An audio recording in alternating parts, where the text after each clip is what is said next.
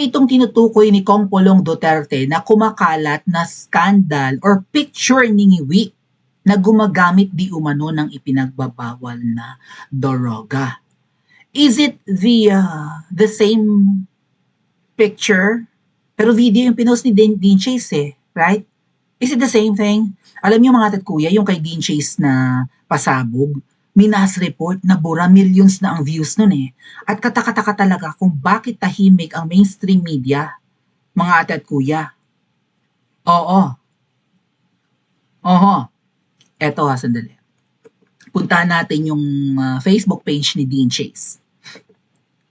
Pero may iba pa kayang tinutukoy si Kong Polong Duterte na picture ni Ngiwi na nagdodroga na nagba-viral ngayon? We'll see. So, nandito ako ngayon sa page ni Dean Chase. Ayan yung latest post niya mga ate at kuya. Excuse me. The too big video has been mass reported by paid trolls again. Ito mahirap mga ate at kuya no? Hawak ni Butod ang Facebook Philippines. So, kapag na-mass report o pinagkaisahan ka ng mga trolls, kasi may trolls yan Si Butod di umano ay may troll farm. Lalo na si Marimar Rojas, no? And then si Mangga meron na rin daw sariling troll farm. Maybe Tambi has troll farm as well, right? So, sabihin mong libo yung kanilang mga hina-hire. Kasi nga doon sa headquarters ni Ngiwi, mga kababayan, there's a specific floor daw doon kasi ilang palapag yung headquarters ni Ngiwi ng 2022 elections, di ba? Nung kampanyahan pa lang, dyan sa may alagpas nga po ng Guadalupe Bridge, dyan sa may Bonnie Tulay ng EDSA. So, ilang palapag yun, pagpalagay mo 7 or 8 stories yung building, may isang floor daw doon na parang puro computers, tapos puro mga bata yung nandun. Hindi naman bata, but I think mga bagets, mga early 20s, mga ganun Legal ages naman mga kuya. Pero may isang floor daw dyan na puro computer daw. Parang production floor ang dating, pero yun yata yung troll farm ni Ngiwi. Kasi nung panahon ng kampanyahan, mukhang kinailangan nila yan para i-promote siya, no? And maybe it still is ongoing na may hina-hire sila to defend them. Alright? Kasi ilang gadgets kaya meron ang isang troll lang, no? Ang isang tao or ang isang hina-hire nila ay kung marami silang trolls. Yung iba nga makikita mo yung mga commenters, yung mga likers, yung mga pumupuso, 'di ba? Minsan ibang lahi, right? Pakistani or Bangladeshi or kung ano pa man. Right? Hindi naman Pilipino pero pare-pareho yung mga comments, mga post nila, 'di ba? Both sa Facebook ni Ngiwi, sa Facebook ni Butod, even sa YouTube ni Ngiwi. Sa mga social media nila mga kababayan, ang mga commenters nila, ang mga nagsi-share ganon, at ang nagpo-promote, right, ang mga defenders nila ay mukhang may isang script. So kapag nagsama-sama yan at minas report ang mga pages, no, at account ng mga kritiko nila, yan ang aabutin. Mabubura ang post mo or worse, mabubura permanently ang iyong social media account na nangyari na nga po sa akin ng makailang beses. Okay? Kaya gawa ko ng panibagong pages. No? Deadma ako. Bakit? Di mo kumikita doon. Mas report nyo pa, mga po, kinangin nyo on Bernakis. So, binura daw o natanggal yung kanya. Wala namang, hindi naman hubo doon si Ngiwi. Dinarken pa nga Right? Pero luckily, na-save na po yan ng kung sino-sino and salamat po sa mga nagsisend sa atin ng video. Maybe i-upload ko po sa aking Buy Me Coffee ba yun? Buy Me Coffee website. Doon ko na lang i-repost yung mga sinisend sa ating video na galing kay Dean Chase. Ni-record po talaga ng mga kababayan natin. And kasi alam nila na iti-take down So binura ayan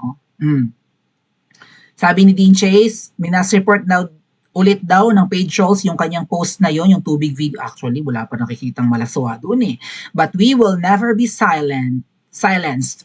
The truth is already out, Filipinos. Oras na para action na natin ito. Dean Chase, I highly recommend for you to upload those videos maybe sa mga sites na hindi bawal.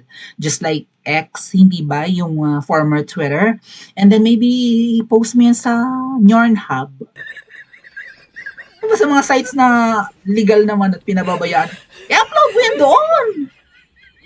Kasi sa Pornhub, mga atat kuya, doon nga ina-upload yung mga scandal ng mga artista May mga nakikita nga ako doon, mga kina Paolo Bediones, Katrina Halili, mga ganun. Right? Hayden Ko. Ano ba to? Parokya ni Edgar, sino nga yun? Yung sa parokya ni Edgar, mga ting. Sino-sino pa may mga scandal, sina ano, Jose Manalo ba yan ng Itbulaga? Oh, naka-upload doon. Pati yung nagninginger na si Anis. Sino ba to? Parang may ganun ding video eh. Yung si Andrea Brillantes ba yun? Yung bata. Yung hindi kasi ako nanonood ng mga shows ng ABS niya. Hindi na.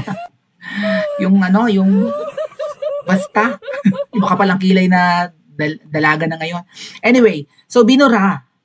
So wala na. Okay. Pero marami nga raw pong nakapag-screen record, no? Ang dami nakakuha daw ng screen recording. So kalat na nga naman. Pero DJ still, kung kayang i-take down yan, tamo hindi pa nga pinag-uusapan ng media, na-take down. Na nga pala may take din si Sas dito, no? Kaya lang feeling ko si Sas, although intellectual naman si Sas, parang mali siya, hindi niya nasubaybayan yung simula ng paglabas ni Dean Chase eh. Yung pag-upload, pagsasalita, right? Yung kanyang vlog about that pulveron, not pulveron, but jugjugan video, at saka yung scandal din sa Beverly Hills nung may namatay, hindi na nasubaybayan ni Sas. So mali ng assessment si Sas. Maybe pag-usapan natin sa susunod ng live natin kasi sabi niya maraming question. Pero I would have to agree sa mga nagsasabi na dapat talagang i-push ng mag-asawa na kasuhan si Dean Chase kung talagang si Dean Chase ay nagpapakalat lang ng kasinungalingan. So I think, ano yan parang anong tawag dyan mga tet kuya? Not reverse psychology, but yeah, dinidare talaga ni Dean Chase na kasuhan siya para ilabas niya, hindi ba, yung kanyang proof na hindi AI generated yung mga ina-upload niyang video. At kung AI man yan, ba't nyo pinapa-take down? Bakit kayo apektado? At bakit mime ngayon or pipi ngayon ang media ng Pilipinas? Minsan nga may mga binabalita ang media na fake news na nga, minsan hindi pa naman viral, hindi naman trending. Ano binabalita mo lang, binabalita ang ganyan. Tapos ito, eskandalo. Balita ko, sabi ni Channel 167, hinimatay nga raw si Ngiwi. Nung nalaman na nakunan siya ng video sumusofa. Nakadapa, di ba? Sumusofa yun. Sumusubo ng banana. O, di ba? Nayanig ng bongga si Ngiwi na video pala siya. Lagay niyo sarili niyo mga ate at kuya sa kalagayan ni Ngiwi. May ginagawa kayong karumal-dumal. Halimbawa lang, hindi sa partner niyo hindi sa legal partner niyo, kundi sa ibang tao. Tapos lumabas, nag-viral. Ano pakiramdam niyo? Ay, si Ngiwi pa naman may sakit ngayon, no? Parang emotionally, unstable. Nag-react po dito ito kayang pasabog ni Dean Chase ang ayun tamo talagang dinidare, no? I'm not sure if this is reverse psychology, but maybe it really is, no? Let's take it as it is, na sinasabi ni Dean Chase, kasuhan niyo ako nang lumabas ang ebidensya. Kasi nga, yung mga ina-upload ni Dean Chase, patikim pa lang yun mga kababayan, di pa yun yung kompletong video right? Dinarken pa nga or maybe dark nga talaga yung video. Pero ito, basahin ko lang yung post ni Kong Pulong Duterte, mga kuya, kasi first time ko narinig na nag-react si Kong Pulong at nakakarating na rin pala sa kanya itong mga di umano'y mga nagtitrend na skandalo ni Ngiwi. Pero parang iba Iba nga ba or ito ring mga pasabog ni Dean Chase ang tinutukoy ni Kong Pulong? Ito daw ang kanyang statement mga kababayan.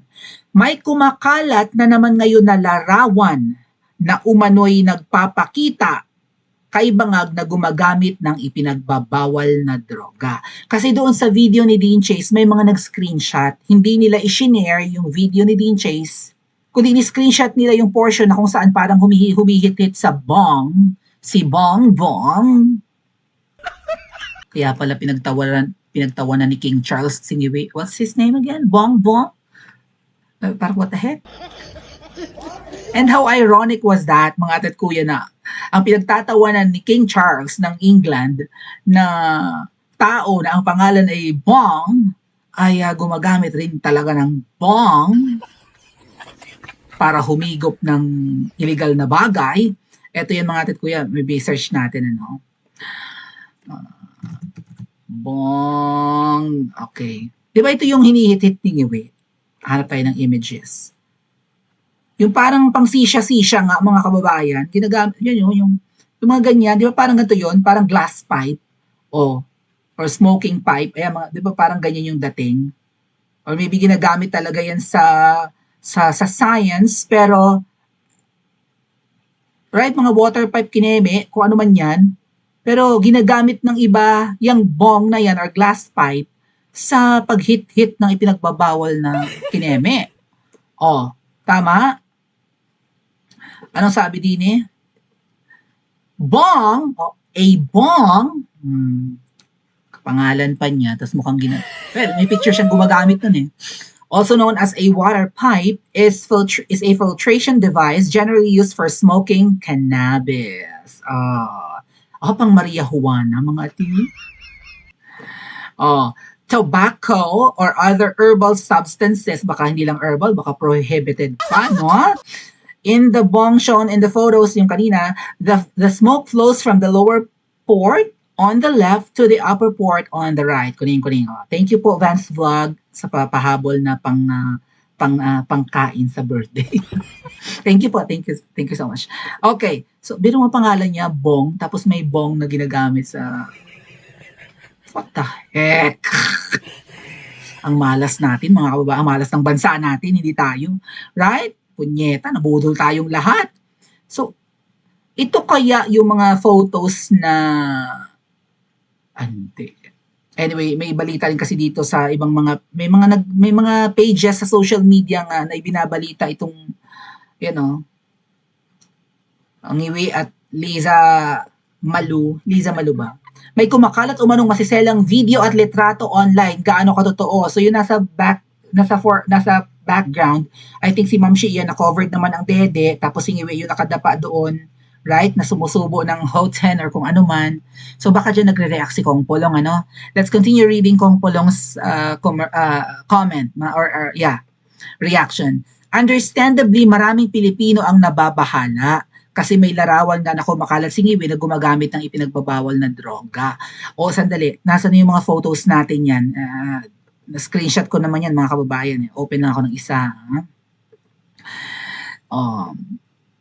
Yung dun sa ano nga ni Dean Chase, di ba, sa video na, alam nyo, kahit yung video ko na yon, mga ate at kuya, teka lang.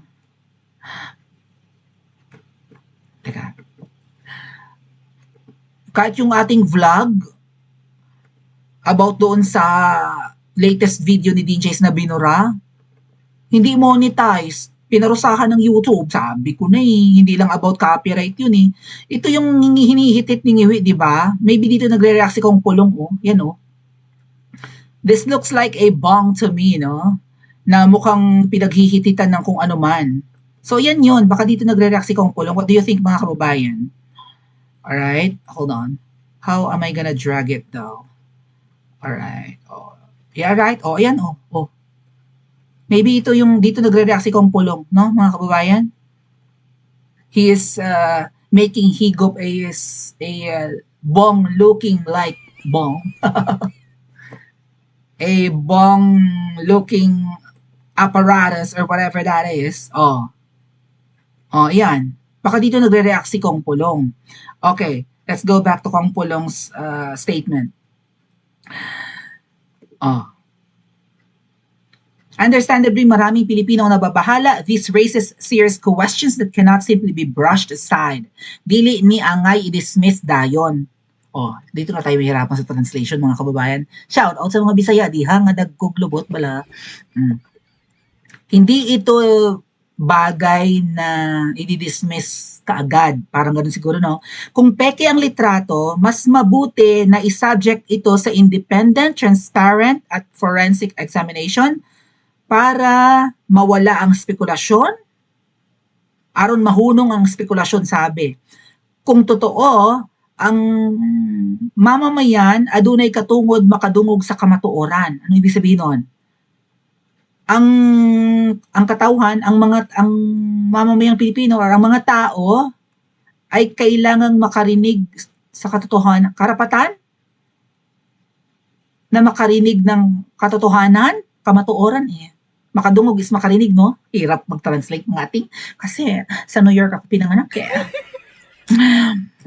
Walay angay husgahan base sa hulagway lang. Hindi bagay na husgahan base sa Ano, unsay hulagway oy, mga ating comment gani sa comment section. Pero kailangan sa hinumduman nga mas taas ang standard sa public office. Dapat alalahanin na mataas dapat ang standard sa public office lalo na sa Pangulo. Ang katahimikan, pag-iwas o pagyatak-yatak sa isyu, ano yung yatak? Unsay yatak-yatak mga ating? Oh, help! Help! Tagkong lubot ang mga Bisaya. Help sa mga taga Mindanao dyan tsaka taga Visayas. Hindi makakatulong o makakadagdag pa sa kawalang pagtitiwala ng publiko. Makadugang ra sa kawalay pagsalig sa publiko. So, makakadagdag pa raw yan sa kawalan ng tiwala natin. Kapag tahimik sila, umiiwas o nagyayatak-yatak ngani. Diyos ko po, Lord Jesus. After all, you are called a leader because you're expected to lead, and that can only be done if the people has their full trust in you. Wala na nga tayong tiwala. May mga paututot ngayon na survey na sabi, ay, nadagdagan ng tiwala ng mga Pilipino kay ngiwi. Sa banda, isinusuka na nga ng Pilipino yan. Or magard. Ang balik-balik ng aligasyon sa drug addiction, bisan pa paulit-ulit o bumabalik, kahit pa man sa wala pa ang 2022. So hindi pa nga tumatakbo yan, pinagdududahan na, di ba? Sabi nga, si Manggaraw, lumuhod at umiyak kay PRRD, huwag lang pangalanan ng kapatid niya, na nyodik. So anong dapat gawin, mga kababayan? Tahimik sila, tahimik ang media rin, magkakakampi, magkakasabwat. Yung impeachment, imposible ang mangyari, mga titkuya. Alam nyo na ang dapat gawin. May huli tayong baraha. Sinasabotahe lang tayo ng mga double agents. Ug ang hugot nga pagdumili sa ang mahigpit na pagtanggi sa pagpapa-hair follicle test, ang mudungag lang sa kawalay, ang dadagdag sa kawalan ng tiwala ng mga ng katauhan o ng mga tao at ng mga namumuhunan sa ating bansa o sa atong nasod. Idagdag pa natin ang trilyon pesos na nawala sa flood control, diretso tayo translate, na galing sa buwis ng mga Pilipino. Kung sila ay nakalimot na sa trilyon na nawala sa flood control corruption na mga kinokolekta kay Tambaluslos, kay Charis. Si Charis, kinsa man ni si Charis, mga ating. Kini ba ang kuan kanang panganay ba ni nabutod ko ni Bayot Junior? Si Charis, kanang murag tomboy nga panganay nilang putotman. Yung mga kinokonekta kay Tambaluslos rather, kay Charis at sa ilang mga kaalyado, kaming mga mamamayan ay patuloy na nag-iintay sa kasolbaran ni ini sa pag resolba ng mga to or sa kasolbaran. So sa pag unsa kanang solba kanang solusyon something no or ano nga solba solve, di ba, iso-solve yung problema na yon about mga ninanakaw. Kung istrikto ang balaod or batas para sa ordinaryong Pilipino, dapat mas, di ba, dapat mas stricto pa para sa mga nandyan sa taas. Ang accountability, hindi pinipili. Sabi, kung mahigpit ang batas, kasi nga no man is above the law, no one. Pantay-pantay tayo lahat sa di ba, sa batas. Walang nakakalamang, walang nakakahigit, wala dapat nakakalusod. Kung napaparusahan ang ordinaryong tao, kung siya man ay ma-involve either sa paggamit or pagtutulak ng ipinagbabawal na gamot, lalong dapat mas mahigpit sa mga nakaupo. Teka muna, may pwesto kayo. Tapos kumakalat ngayon ng mga pictures, screenshots, na gumagamit ka ng ipinagbabawal na bagay-bagay. Kinang ina mo, kang salog, kang demonyo, kang yawa, kang manluloko, kang... Right? Ang mga tao ay nakatingin or nag-aabang. At sa isang demokrasya, ang tanong hindi pag-atake. Right? Itong pagtatanong natin, adik ka ba? Or ano ba? Ako, kinangkila ka. Kundi obligasyon ng liderato na sumunod. Ang tubag ba ay kasolbaran, solve. Okay, solution. Thank you. Ang mutubag ay susunod, no? Natuk-an na mo? Diskarte pa mo? Unsay natuk-an gani, mga ate? Unsay natuk-an? Diskarte pa more. Unsay natukan? Natukan ba natuka? Natuka ka na ba? Parang ganun ba yun? Diskarte pa more. Para-paraan kasi sila ng paglikay or pag-iwas sa usapin. Yun nga, tinake down yung post ni Dean Chase. Eh kaso mo, marami na ang ayan o, Niwe at Liza, may kumakalat umanong masiselang video at litrato online. Gaano katotoo? Alam nyo, may mga screenshot at pina-check or 'di ba, chinek nila online, nabulunan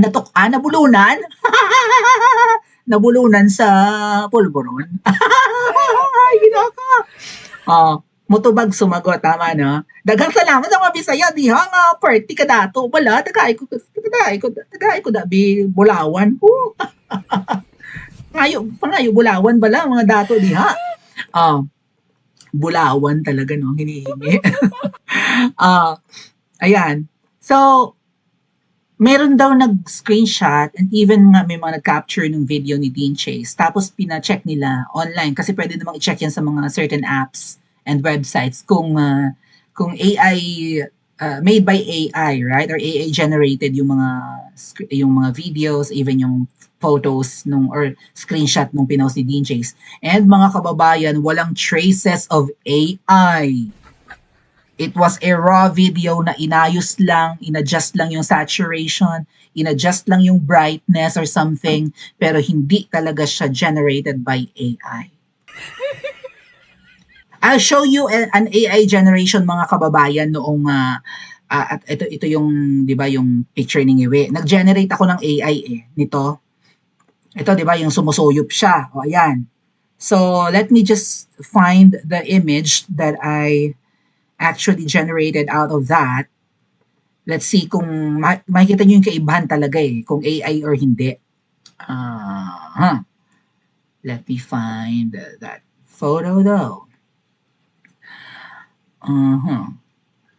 Where are you at? Where are you at? Okay, give me 1 second mga kababayan. Ang dami kasing picture din sa aking computer. Oh, okay, hold on.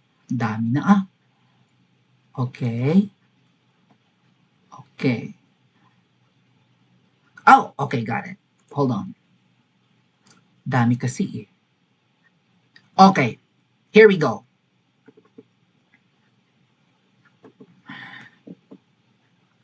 Tingnan nyo kung gaano kaganda yung ako lang ang gumawa nito mga kababayan nag-generate lang ako using AI. Kung ikumpara doon sa ito yung kay Ngiwi, di ba? Where's Ngiwi na? Nawala na. Hold on, open ako ulit. Yung kanina, yung kay Dean Chase, no? Actually, yung ginawa kong AI image mga kababayan, ang ng detail, ang linaw ng detail. Bear with me. O-open ko lang ulit yung kay Dean Chase. At least yung screenshot nung in-upload niya. There we go. Tingnan nyo yung kaibahan mga atat kuya, ha? Okay. If I will ask AI's service to generate such image, mas powerful pa nga ito yung kay Dean Chase, mga kababayan, balikan natin. There. Ito yung screenshot nung kay Dean Chase na expose, di ba? Nakapag-short na si Ngiwi. Now, here's the image that I made using AI. There. Tingnan nyo. Wrinkles.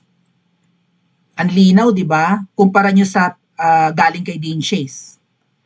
Tingnan nyo yung kay Dean Chase. See the difference? At kung iso-zoom mo pa nga, makikita mo, pixelated yan, mga atat kuya, hindi malinaw. Samantalang yung ginawa ko using AI, tingnan mo yan, kung gaano kalinaw yan. Same image. Tingnan nyo yung detail nung ginagamit niyang bong. Kita pa ang dede ng yawa. Kita mo, malinaw ang litrato, mga kababayan, detalyado, pati doorknob ng pinto, bintana. See? Who would have thought this is AI? Detalyado yan. So yung kay Dean Chase, sa tingin ko nga, dahil nga kuha ng camera ng phone, hindi nga siya ganun ka-high quality, kahit pa siguro iPhone yung gamit ni Mr. Tubig. Oh. Niliwanagan pa nga to ni Dean Chase, kaya nga kung titignan mo parang oily singiwi.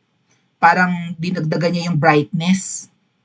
Pero madilim pa rin, di ba? Tingnan niyo yung gawa ko. O, nung dinagdagan ko ng brightness, tingnan niyo, naging araw na nga, kitang-kita lahat. O. See that? So, kung ikaw ay gumagamit niwi ng ipinagbabawal na droga, saan papunta ang Pilipinas? Kaya nagre-react ang isang kongpulong. And you know what? Kasi nga si VP Sara, she has to, maybe that's her strategy. She avoids talking about, di ba, mga negative news about Niwi being the Vice President. Baka sabihin, kaya siya bumabatikos, kaya siya nagre-react. Gustong-gusto talaga niyang, di ba, umalis na si Niwi at siyang pumalit or humalili eh. Pero si Kong Pulong kasi, he's not the Vice President, he's a congressman, di ba, lawmaker, may karapatan siyang umimik. Niwi, kumakalat na. Hindi lang naman yung video ng at picture ng pagbobong or paggamit ng ipinagbabawal na pulburon. That video is about Niwi making sup-sup a banana. Tapos tumayo, nagsuot ng shorts at sumuyop ng bong. Na parang sisya, right? Pang Yossi, pang anong pausok nila.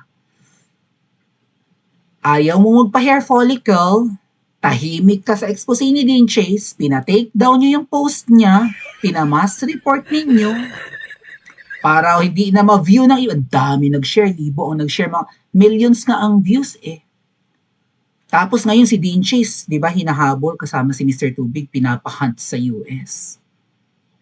So, kung AI yon or hindi totoo, bakit ganyan ang kilos ni Niwi? Mas worried ba siya sa expose na yan na nabuking na siya'y sumusubo ng nota? Or mas worried siya sa impeachment? Pa-comment po sa comment section at panoorin ang susunod na video.